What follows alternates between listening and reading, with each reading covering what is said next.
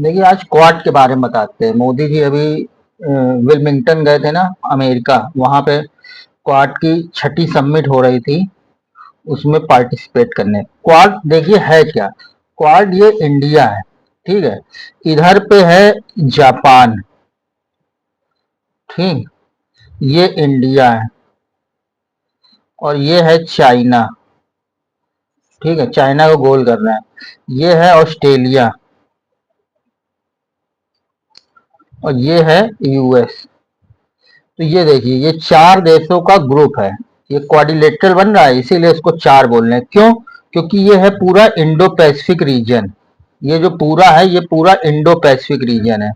Indo Pacific reason में यहाँ China है। चाइना चूंकि साउथ चाइना सी पे ये पैसिफिक ओशियन पे अपना अधिकार जमाता है। कोई भी शिप या कोई भी वहां से ट्रांसपोर्ट होता है तो उसको जो है वहां पे दिक्कत पहुंचाता है। और भी जो छोटे छोटे देश हैं यहाँ पे साउथ ईस्ट एशिया के, उनके साथ। तो इस साउथ चाइना सी या इंडो पैसिफिक रीजन के लिए फ्री, ओपन, प्रॉस्पेरस, समृद्ध, इसी के लिए ये क्वाड का निर्माण हुआ था 2007 में। अच्छा, क्वाड क्वाड का जो भविष्य है वो अमेरिका की लीडरशिप में टिका है। देखिए, क्वाड के बारे में जो सबसे पहले संकल्पना दी थी 2004 में, वो शिंजो अबे। ये कौन थे? जापान के उस समय तत्कालीन प्रधानमंत्री थे, जापान के प्राइम मिनिस्टर थे। लेकिन उस समय 2004 में जब शिंजो अबे मतलब बोल रहे थे कि एक क्वाड्रिलेटरल एक बनाने के लिए, ये जो चार देश हैं, है ना, एक समान लोकतांत्रिक देश विचारधारा वाले। तो उस समय अमेरिका में बराक ओबामा की सरकार थी। तो बराक ओबामा जो है उस समय ज्यादा इंटरेस्ट नहीं ले रहे थे। उसके पीछे रीजन भी ये था क्योंकि जो भी चार देश इसमें सम्मिलित होने थे, ऑस्ट्रेलिया की अपनी मिलिट्री इतनी स्ट्रांग नहीं थी। जापान का अपना कॉन्स्टिट्यूशन में ऐसे कुछ प्रावधान थे कि वो युद्ध नहीं कर सकता है। इंडिया इतनी बड़ी इकोनॉमी थी नहीं। 2004 में करीब इंडिया जो है 10वीं, जो है नॉमिनल जीडीपी के हिसाब से 10वीं सबसे बड़ी अर्थव्यवस्था थी। और जबकि चाइना जो है उस समय बहुत ग्रो कर रहा था। तो बराक ओबामा उस समय क्वाड ना लाके G2 की संकल्पना कर रहे थे। G2 मतलब दो देश, एक यूएस और चाइना मिलकर काम कर रहे थे। उस समय की वो अपनी विदेश नीति थी। लेकिन अब इस समय क्वाड, अभी आप पिछले साल भी देखे, चूंकि बराक ओबामा के ही शासनकाल में जो है ये जो बिडेन उप राष्ट्रपति थे। तो अभी भी देख लीजिए, पिछले साल जो है क्वाड की मीटिंग ऑस्ट्रेलिया में होनी थी, लेकिन G7 की मीटिंग कहाँ हो रही थी? टोक्यो में।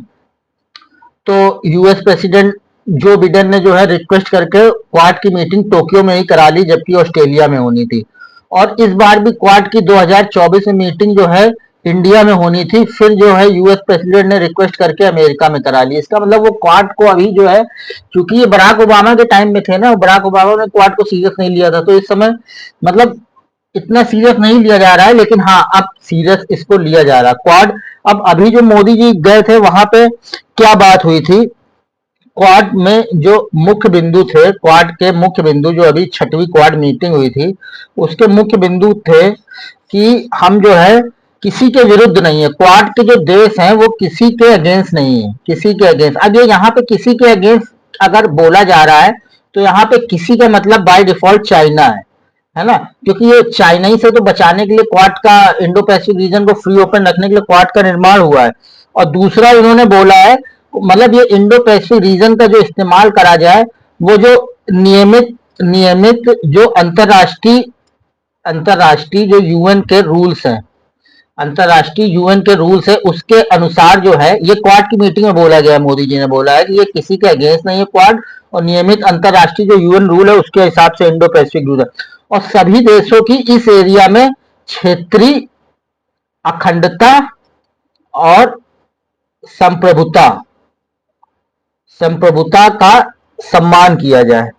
और फिर लास्ट में उन्होंने चीन का नाम लिया था।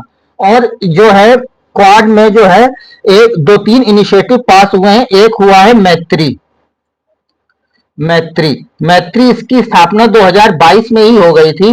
2022 में। इसका पूरा नाम है maritime initiative for training in Indo Pacific region. Indo Pacific region मतलब क्वाड ने एक मैत्री नाम का एक इंस्टीट्यूशन मैकेनिज्म बनाया है कि जो भी क्षेत्रीय मतलब वहां पे इंडो पैसिफिक रीजन में जो क्षेत्रीय देश है, अगर वो इंडो पैसिफिक रीजन में कोई भी एक्सरसाइज करना चाहते हैं तो वो जो है इससे क्वाड के मैत्री से सहयोग ले सकते हैं। इसकी पहली वर्कशॉप जो है 2025 में इंडिया में आयोजित करी जाएगी। और इन्होंने बताया है दूसरी एक चीज है क्वाड एट